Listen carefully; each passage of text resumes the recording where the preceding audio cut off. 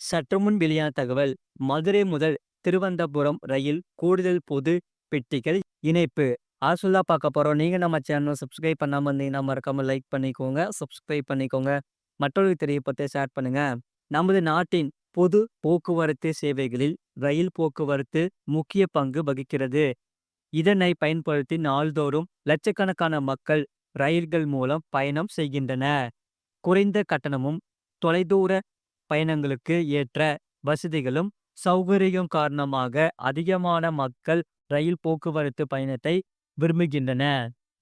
இரண்டாம் வகுப்பு பொது பெட்டிகள். திருவனந்தபுரம் முதல் மதுரை ரயிலில் வண்டி எண் 16343 ஜூன் 5ஆம் தேதி முதல் மற்றும் மதுரை முதல் திருவனந்தபுரம் ரயிலில் வண்டி எண் 16344 ஜூன் 6ஆம் தேதி முதல் செயல்படுத்தப்படும்.